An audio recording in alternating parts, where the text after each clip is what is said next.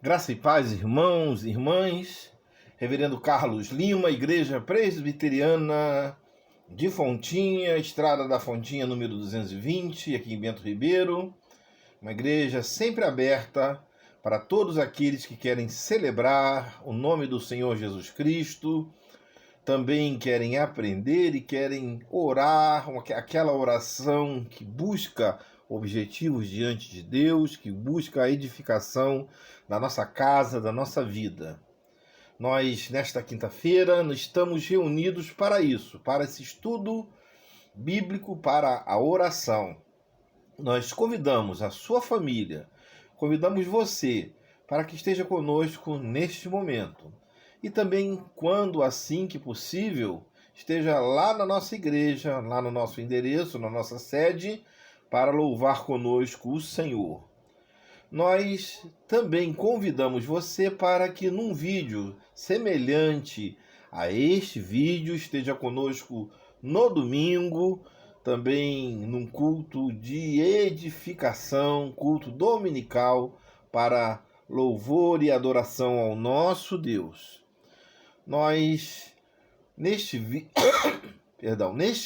estamos no nosso estudo doutrinário sobre o breve catecismo, nas perguntas 5 e 6.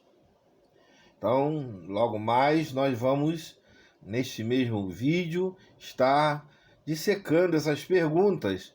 Mas queremos dizer que o formato que nós adotamos é esse formato mais próprio para estudo, que privilegiamos a imagem da tela, porque na imagem da tela nós temos aqui, então, o enfoque de gráficos, de próprios ícones que facilitarão você na aprendizagem, tá bom?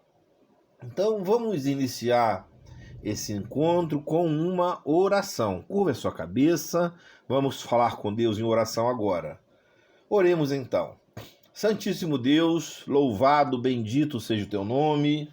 Neste momento, Senhor Deus, de culto, de adoração doutrinária, Pai, de momento reservado para íntima oração, nós queremos buscar a Tua presença para que, através dessa instrumentalidade, deste vídeo, desse aparelho, Senhor Deus, nós possamos atingir os nossos objetivos, que é também, Senhor Deus, que corações, que almas, que mentes sejam impactadas pela Tua palavra, pelo Teu Evangelho. Prepara então, Senhor Deus, o Teu povo, o solo, Senhor, em que essas palavras serão ali semeadas, Pai, para que produzam frutos dignos da vontade do Senhor. Abençoa as nossas casas, as nossas vidas, nos dirige, se conosco, recebe o nosso culto nesta noite. Nós assim oramos em nome do Senhor Jesus, na força, na consolação do Espírito Santo. Amém. Amém, irmãos. Então vamos lá para o nosso estudo dessa noite, propriamente dito. Vamos lá então. Nós estamos continuando no catecismo, no breve catecismo de Westminster, né? Então nós já explicamos o que é um catecismo, o que é um símbolo de fé, quais são os símbolos de fé que a IPB ela recebe, subscreve, né? Um desses símbolos é o breve catecismo de Westminster, que está aqui, né, sinalizado. E nós estamos respondendo nessa feita a pergunta número 5 e a pergunta número 6. Lembrando que um catecismo sempre é um conjunto de perguntas e respostas que explicam a maneira como nós interpretamos a Bíblia. Pergunta número 5 e pergunta número 6, elas têm alguma coisa entre si, então por isso que nós vamos respondê-las em conjunto. Pergunta número 5. Há mais de um Deus? Resposta: há um só Deus vivo e verdadeiro. E aí, então, várias referências que os irmãos vão depois ler em casa com tranquilidade. Nós recomendamos e incentivamos os irmãos que leiam essas referências bíblicas. Pergunta meia dúzia: quantas pessoas há na divindade? A resposta: há 3 pessoas na divindade: o Pai, o Filho e o Espírito Santo. E estas são um Deus e essas são ou formam, né, um Deus da mesma substância, iguais em poder e glória. E estão aí também os versículos bíblicos que embasam esta mesma afirmação. Note que, irmãos, nas perguntas e respostas, nós temos uma grande verdade que passa pelas duas respostas. O nosso Deus é único e o nosso Deus são 3 pessoas na divindade. É algo que é complexo, que é sistemático. Isso nós só vamos entender isso através da fé e da sistematização dos próprios versículos, lendo os próprios versículos. Mas nós queremos falar um pouquinho sobre isso hoje. Então, pegue uma caneta, vamos estudar isso um pouquinho mais a fundo. Note que nós cremos a respeito de um Deus. E esse crer, ele afeta nossa vida, nosso comportamento, nossa maneira de crer em Deus. Mas nós precisamos conhecer Deus. Não obstante nós já haver falado que Deus é incognoscível, ou seja, não há quem conheça e explique Deus, mas nós temos que prosseguir em entender, em conhecer, e o conhecer aqui é ter íntima comunhão com Ele. Então nós temos que prosseguir, é algo que faz parte do caminhar da nossa vida. Assim entendeu Oséias, lá em Oséias 6:3. Conheçamos e prossigamos em conhecer o Senhor. Vamos lá então, irmãos. Uma das primeiras afirmações, que há um só Deus, está dizendo que o nosso Deus, há uma só unidade nele. O nosso Deus é único. Então, se você observar naquelas leituras dadas lá por mim, isso é observado pelo próprio Deus. Deus fala que não há outro Deus perante ele. Moisés também diz, olha, que há somente um Deus. Jesus Cristo fala isso. Os apóstolos falam deste Deus único e verdadeiro. Isso é uma máxima nossa. Nós somos monoteístas. Cremos em um só Deus. E o nosso Deus é único, vivo e verdadeiro. Vivo por quê? Porque, tomando ali Atos dos Apóstolos, quem a todos dá vida e respiração e tudo mais, né? É Deus que faz isso. Os outros deuses são ídolos, são peças de estátuas, peças feitas de esculturas feitas pelas mãos humanas. Enquanto que Deus, ele é puro, verdadeiro, vivo, diferentemente das outras propostas dos outros deuses da própria antiguidade. Quando fala que Deus é verdadeiro, há 2 contrastes aí. Daqueles deuses que eram feitos pela arte e imaginação do homem, que eram falsos. Ou seja, que representavam muito mais as próprias pessoas, porque elas que faziam Deus, do que o próprio Deus que queria ser representado. Por isso há negativa da reprodução da imagem de Deus, porque Deus é espírito. Qual é a imagem de Deus? Deus não tem imagem. Mas verdadeiro também aqui é no sentido de que Deus é uma realidade. Deus é real, é a aletheia grega. Deus é uma realidade na nossa vida. Os outros deuses não são. Os outros deuses não são nada. Então essa é a grande diferença desse nosso Deus.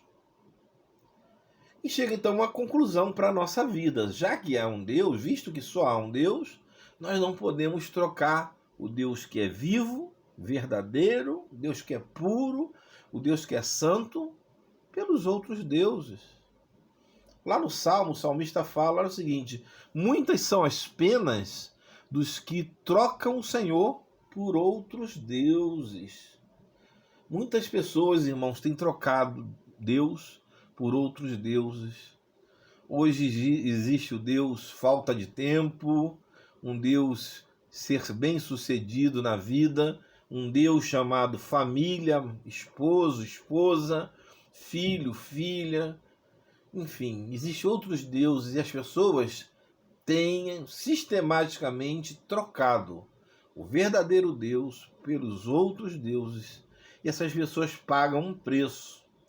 Porque quando nós corremos na direção do Deus certo e colocamos as coisas do Deus vivo e verdadeiro em primeiro lugar, há uma promessa: as outras coisas nos são acrescentadas. Então, nós precisamos priorizar o Deus vivo e verdadeiro, não trocar a sua existência, não trocá-lo enquanto ser pelas outras coisas desse mundo, dessa vida. Mas ainda, irmãos, nós precisamos amar esse Deus vivo e verdadeiro de todo o nosso coração. E aí eu também falo de toda a nossa alma, de todo o nosso entendimento. Lá em Deuteronômio, no Shemá, né? Então havia isso: ouve, Shemá Israel, né? Ouve, Israel. Ouve. Você vai amar esse Deus de todo o seu coração, de toda a sua alma, de todo o seu entendimento. Você vai amar desta maneira. E nós então temos que entender que Deus é único, Ele é o Deus verdadeiro e é o Deus que nos chama à comunhão, ao amor, ao relacionamento íntimo de conhecimento. Nós que estamos aí num período de pandemia, em que estamos desgastados sem poder fazer as coisas da vida, que tal pensar em restaurar essa comunhão com esse Deus verdadeiro, nos dedicar mais à oração, buscar mais a presença de Deus? Temos tempo agora, para alguns, um pouco mais de tempo, quem sabe esse é o momento de encontrar Deus, e Deus só permitiu isso em nossa vida para que nós o pudéssemos achar. Buscai e acharei, né? Achareis, quando você buscar de todo o seu coração. Deus é um Deus para ser honrado. Deus é um Deus para ser servido, porque Ele é vivo, verdadeiro na nossa vida, no nosso coração. Oremos somente ao Deus vivo e verdadeiro. Deus mesmo disse: diante de mim se dobrará todo o joelho e confessará que Jesus Cristo, né, é o Senhor. Deus disse que Jesus é o Senhor, mas lá em Isaías 45 ele diz também que diante dele se dobrará todo o joelho e confessará que diante dele, do Deus triuno, que ele é o Senhor. Jesus ensinou: vós orareis assim: Pai nosso que estás no céu, santificado seja o teu nome. Quanto à existência de um Deus único, verdadeiro, talvez seja um ponto pacífico na vida da igreja. Mas começa a complicar quando nós falamos um pouquinho sobre as três pessoas da divindade, da Trindade: o Pai, o Filho e o Espírito Santo. E essa, irmãos, é uma das doutrinas mais difíceis da Bíblia. Porque lá no Antigo Testamento, né, o Velho Testamento enfatiza a unidade de Deus, né, de um só Deus. E o Novo Testamento, ele fala da triunidade de Deus, do Deus Pai, do Deus Filho e Deus Espírito Santo. Afinal, Três ou um? Não. Essa é a grande questão do entendimento da Trindade. A Trindade. O que é essa Trindade, então? É um termo técnico teológico usado para descrever essa natureza triuna de Deus. Esse Deus que é triuno, né? Ele tem, aí que está, né? Três naturezas. O termo Trindade não aparece na Bíblia. Teófilo, lá o bispo de Antioquia, ele utilizou pela primeira vez o termo Trindade quando se referia a Deus. Por quê? Porque em alguns versículos da Bíblia ele vê a aparência do Deus de forma trinitária. Os três, Pai, Filho e Espírito Santo, agindo. E essa palavra, que é um adjetivo, né? O Deus Trinus, significa o Deus triuno, o Deus três em um. E aí nós não compreendemos muito, porque quando foi latinizado esse nome, né, que está aí, natureza de Deus, as pessoas no latim falaram sobre pessoa, persona. E pessoa, cada um tem o seu distintivo. Existem pessoas brancas, negras, amarelas, vermelhas. Existem pessoas gordas, magras, altas, baixas. Existem cabelos de várias cores, de vários formatos. Então, quando se fala de pessoa, a gente entende que cada pessoa representa uma unidade particular. Mas quando se fala de natureza,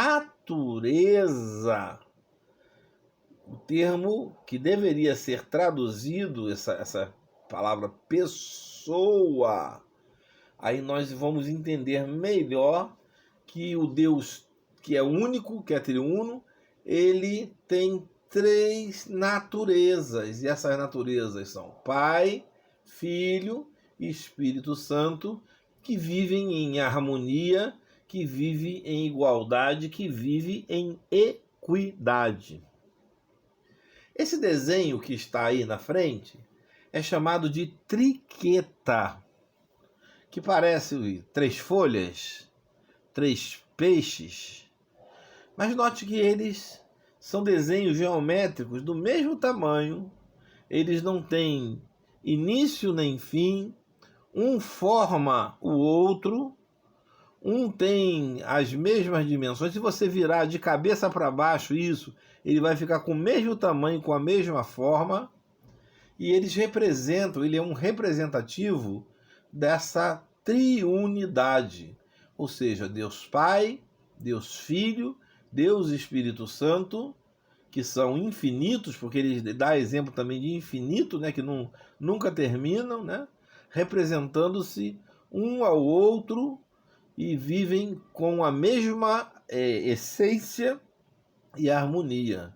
Esse desenho ele quer representar o que significa para o cristão esse Deus que é triuno.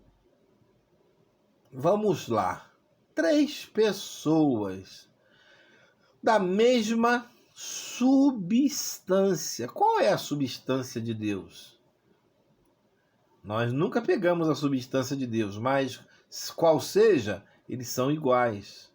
Três pessoas, né? E o termo aqui tem o sentido comum de... Perdão, não tem os termos comum de indivíduos separados, diferentes. Refere-se a três modos ou forma em que Deus existe. Todavia, essas pessoas se relacionam entre si, como nós vimos lá no desenho da triqueta. O pai fala com o filho e o filho fala com o pai. e tem o Espírito Santo, né? E ambos enviam o Espírito Santo. E as obras de cada um se distinguem. Diz-se que o Pai é o Criador, o Filho é o Consolador, o Filho é o Salvador e o Espírito é o Consolador. Mas nós queremos dizer que não é uma trindade econômica na união das obras. O que seria isso? Para explicar às pessoas que não entendiam, né, a visão de pessoa e pensavam que pessoa era uma individualidade, eles falavam o seguinte: olha, o Pai é o Criador, o Filho é somente o Salvador, mas não é isso que a Bíblia mostra. A Bíblia mostra o Pai criando, mas o Espírito Santo lá pairando sobre as águas, e mostra que Jesus Cristo, lá em João fala: no princípio era o Verbo, e o Verbo estava com Deus, e o Verbo era Deus. E mais acima fala um pouquinho: todas as coisas foram feitas por ele, e sem ele nada do que foi feito se fez. Mostra que Jesus é Criador. Jesus, quando fala assim, eu vou mandar o Espírito Santo, ele fala assim, eu vou mandar outro Consolador.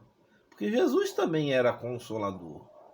Mas quando você olha o Pai, você fala que o Pai, em vários versículos, fala que o Pai é um Goel, é um Consolador. É aquele que consola também. O Pai é Consolador. O Pai é Criador. O Pai é Salvador. Eu creio num Deus que é Salvador. A Bíblia fala nisso. Deus Salvador. Deus salva o seu povo. Ou seja, então, não, essa trindade econômica é algo que ficou superado já há muito tempo. Porque esse Deus que é triuno, ele agiu e age dentro da história de maneira única, com os teus entes de maneira única. Então, não é característica de um fazer aquilo na história economicamente, ou seja, é da economia do Senhor Jesus salvar. Não. O Senhor Jesus salva, mas o Senhor cria e o Senhor Jesus consola, porque esse Deus triuno age de maneira única e perfeita. Entenderam? A trindade econômica, que já está superada. É isso aí que nós estamos falando. E quando fala que é da mesma substância, e aqui se fala do próprio ser de Deus, que é indivisível, que nós não sabemos qual é a substância, mas é uma substância eterna que todos os entes são feitos e são iguais. A igualdade. Não é uma parte desse ser que é pai e a outra parte desse ser que é espírito, né? Porque todos eles formam um mesmo Deus, um ente único, né? Deus está inteiramente com todos os seus, com as suas perfeições em cada pessoa ou natureza da Trindade, né? Você pode dar uma olhada nos versículos bíblicos que estão aí apontados, que você vai verificar todas essas coisas. Irmãos, a visão da própria Trindade ela é muito complexa, ela precisa de mais aprofundamento, mas essas perguntas que nós acabamos de fazer agora para você, ela começa a introduzir o assunto. Nós vamos depois falar com um pouquinho melhor e mais detalhadamente sobre algumas características, tirar algumas dúvidas. Mas eu gostaria que você escrevesse no papel essas respostas dessas duas perguntas, para que depois nós pudéssemos debater e corrigir com todos, né? Assim que fosse possível. E a primeira pergunta é: em que sentido Deus é vivo e verdadeiro? Você pode perguntar, você pode consultar, você pode ler lá em cima, nessa nossa palavra, você pode voltar lá, e por isso é para você recapitular o que nós passamos. nesse estudo. E a segunda pergunta é para você citar duas passagens do Novo Testamento que referem o Pai, o Filho e o Espírito Santo. Então você bota assim, Mateus 3, alguma coisa. Então o Senhor Jesus e o Pai estavam... Aí fala qual é a passagem. Ou copia o versículo. Pelo menos duas passagens, tá? 2 versículos que falam sobre esse Pai, Filho e Espírito Santo, essa trindade juntos. Tá bom, meu irmão e minha irmã? Nós vamos ficar por aqui nas respostas dessas duas perguntas. Pergunta 5 e pergunta 6. E mais tarde, então, quando assim que possível, nós vamos responder mais em particular aqueles que tiverem algumas dúvidas, corrigindo, quem sabe, essas questões aí que nós passamos agora. Agora, queridos, nós queremos prosseguir com vocês nas nossas orações. Sabemos que tem alguns pedidos de oração que foram feitos essa semana. E nós queríamos sempre dizer, você tem algum pedido? Faça que esse pedido chegue pelas nossas redes sociais para que nós possamos falar aqui no vídeo. Se omitirmos algum pedido, nos lembre, nós vamos falar. E sempre lembramos que esse vídeo ele é gravado na terça, na quarta-feira no máximo, porque ele tem que ser repassado ao nosso pessoal de TI para que eles possam repassar para a igreja e quinta-feira ser postulado. Ou seja, então você quer fazer algum pedido, faça a tempo de nós podermos gravar, porque senão somente para outra semana. Mas saiba que todos os pedidos que chegam ao nosso conhecimento, ele é motivo das nossas orações, do nosso cuidado. E certamente você tem sido agraciado, se assim o seu pedido chega, nós estamos orando por você, certamente por sua família, como fazemos por todos. Vamos lá então? Nós queremos orar pela nossa Igreja Presbiteriana do Brasil, pelo seu sínodo, seus pastores, seus presbitérios, seus presbíteros, diáconos, suas autarquias, seus seminários. Queremos orar por todas as igrejas sérias que pregam o Evangelho. Queremos orar pela nossa Igreja da Fontinha, seu conselho, junta diaconal, sociedades internas, coral, membros, todos aqueles que fazem parte da grande Igreja Fontinha. Queremos orar também por aqueles nossos irmãos que mais suscetíveis ao coronavírus, por serem mais experientes, Dona Dalva, Dona Elzinha, Neucina, Carli, Maura, né? A Maria também. Pedir que Deus abençoe esses irmãos e irmãs. Queremos orar pela nossa irmã Mércia, Marúcia, Sônia Abreu, Sônia Matos, Neuza Barreto, Neuza Magalhães, Simone, presbítero Aurélio, Patrícia, Davi, Helena, Deise Furtado e todos aqueles que sempre estão nos pedindo oração. Nossa irmã Glorinha também, sempre estão nos pedindo, ora por mim, pastor. Então, nós queremos lembrar esse nome juntamente com aqueles que sempre pedem, né?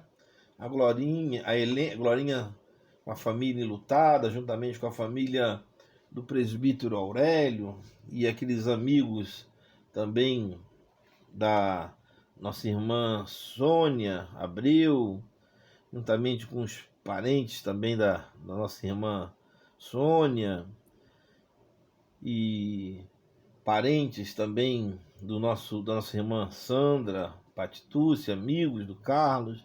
Queremos entregar nas mãos esses pedidos que sempre nos chegam e perigos de famílias que estão enlutadas, né? Para que Deus abençoe essas famílias. Pedir pela Sônia Abreu, que pede, né, pelos enfermeiros, sua filha é enfermeira, Pede também pelo pessoal da saúde. O pessoal tem trabalhado muito e numa área difícil nesse momento, então carece do cuidado do Senhor. E a Sônia pede por toda a sua família, seu filho, suas filhas, sua nora, seus netos, pede por toda a sua família para que Deus proteja, abençoe rica e poderosamente. Nossa irmã Sandra pede pelo Carlos, o Carlos pelo seu filho também, para que Deus abençoe. A nossa irmã Sandra pede pelo seu irmão Salvador, que ele foi diagnosticado com Alzheimer, para que Deus abençoe, atenue essa enfermidade, para que dê tranquilidade na casa, na vida dessa família, da nossa irmã, para que haja paz para todos, seja na casa da nossa irmã Marúcia, Maura, Mércia, na Maria, a Maura, que nós já falamos também, no Júlio, todas essas famílias, os netos, a neta da Marúcia, o filho, a nora, pedindo para que Deus abençoe todo esse povo de Deus. E juntamente com esse, toda a família Fontinha, com seus amigos, para que Deus nos proteja, para que a mão de Deus esteja conosco, para que nada de mal nos sobrevenha a nossa igreja, Deus nos guarde dessa enfermidade. Amém, irmãos? Nós vamos agora orar. Se você assim quiser, coloque a sua mão próximo ao seu aparelho, esteja mais próximo, mas você mesmo seja o portador dessa mensagem com Deus. Deus que nós estudamos é o único Deus, é o Todo-Poderoso, é o Deus verdadeiro, é o Deus que pode todas as coisas. Talvez você esteja angustiado por uma coisa da vida, uma coisa pequena, ou um problema seríssimo, mas o Senhor Deus se preocupa com você. Ele é bondoso, misericordioso, e nós precisamos ter fé e comunhão com Ele. Então vamos orar. Faça também a sua oração aí, irmão. Senhor nosso Deus, nosso Pai, na Tua presença estamos, Senhor, entregando todas as coisas ao Senhor. Entregando a nossa igreja do Brasil, a nossa igreja local, os nossos membros, as nossas sociedades internas, pedindo, Senhor Deus, que haja um avivamento em nós, Pai, para que possamos pregar o Evangelho, fazer a Tua vontade, Senhor. Dá forças ao Teu povo, Pai. Dá despertamento ao Teu povo, para que o Teu povo olhe e veja a Tua vontade, a Tua mão estendida de poder em nossa direção. Mas, Senhor Deus, ouça também o nosso clamor. Clamor, Senhor, pela nossa família, pelos nossos negócios, pela nossa vida, Pai. Clamor daquele que está enfermo.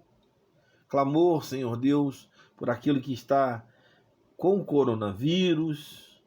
Clamor, Senhor Deus, por aquele que passa dificuldades financeiras na casa, no casamento, Senhor Deus, com um filho, com um parente que não se ajusta, Senhor. Problemas, Senhor Deus, vivenciais, da agonia da vida, Pai, em que nós temos enfado e cansaço. Senhor Deus. Problemas, Senhor, em que nós vivemos nesse dia a dia. E pedimos que a Tua vontade se estabeleça em nós, mas também, Senhor Deus, nós possamos ver a Tua salvação instaurada em nossas vidas, Pai. Conforta e consola aquele que está triste, cabisbaixo. Dá força, Senhor Deus, aquele que está fraco na fé. Levanta, Senhor Deus, aquele que está sem esperança, Senhor.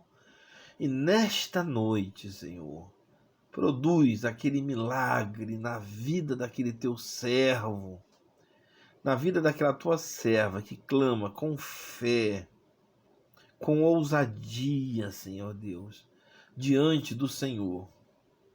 Ó Senhor Deus de todo o poder, visita, Senhor Deus, o teu povo.